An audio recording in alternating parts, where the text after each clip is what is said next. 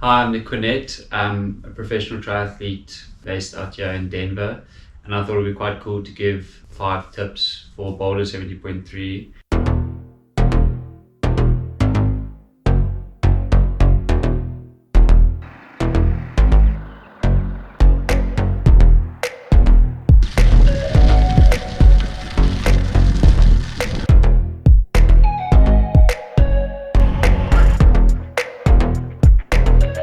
I'll see what I want to give you in the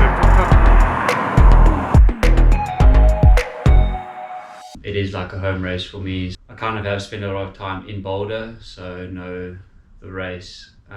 Never done the race, but know the race course and the climate and weather, etc., etc. So, tip number 1 for Boulder, but more specifically just races in general. I think it's very important that you pre-organize your races leading up to the race, just to cause less stress. A lot of planning does go into these races with getting all the race equipment ready, registering, ensuring you know the routes, and setting up the night before the race actually starts. So I think to try and eliminate the pressure as much as possible, ensure you have a good race strategy in terms of know what equipment you're going to use, what nutrition you're going to use, know your whereabouts on the course, know where you must register, and know where you must rack, and what the race profiles and race courses look like.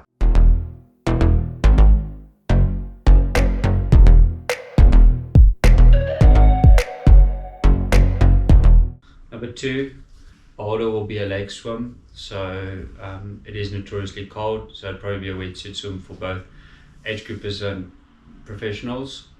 I think the most important thing about Boulder, as it is a early morning start, like most of the races in North America, the sighting will be a bit of a problem, and it has been in the past with the sun rising and trying to see the buoys. So bear that in mind. And then obviously also I would recommend that you self-select your spot really well for age group businesses now, and ensure that you don't get caught up in the washing machine. So what you're looking for is open, clear water where you can settle down as the water is cold. You don't want to have any anxiety, and you just want to be able to get into rhythm as soon as possible.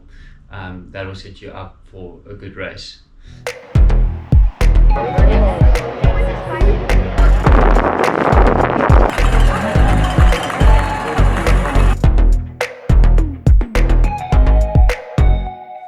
Number 3, the Boulder bike course is an interesting one. It is 2 laps of 45 kilometers to make up your total bike distance.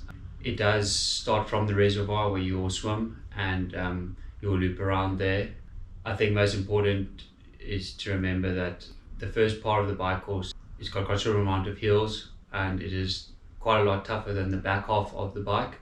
You do tend to, if there is wind, you do tend to get that wind in the first section when you're climbing or when you're inclining, and then coming back it tends to be a tailwind, and it does tend to flatten out as well at the latter part of the bike course on the first and second lap.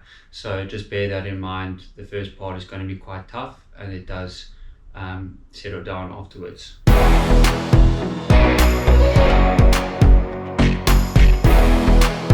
See ya.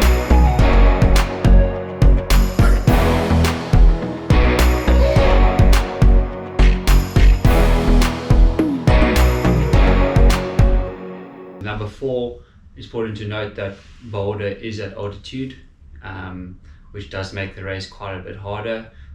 So in terms of breathing, and in terms of nutrition, and in terms of pacing, those will all be factors that will be slightly different to your normal race, closer to sea level.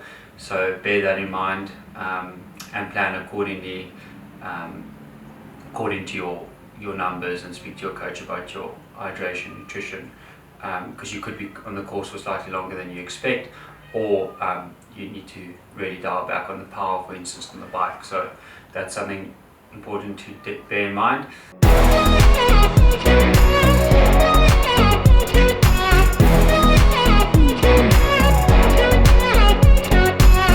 And then number 5 touches a bit on nutrition, and then also worrying about if it's going to be hot or cold. So it is getting warmer now in Colorado, but being in Colorado, one day can be really hot and the next day can be freezing cold. So obviously keep a close eye on the weather in the week leading up to the race, and try and like plan for both conditions, you know, like for cold and heat. Heat obviously nutrition wise does become slightly more important, so remember not just worrying about your carbs, especially on the bike and the run. Factor in your electrolytes and sodium. However you take that in, try and dial that in before you actually race, so don't try something new on race day, but also try and strategize that beforehand. And then yeah, I think, you know, Boulder is the mecca of endurance sports, and I think it is a special place for endurance athletes from around the world. I personally know I moved here to Boulder first because of the history that it's got. So enjoy the race, and hoping for all the best.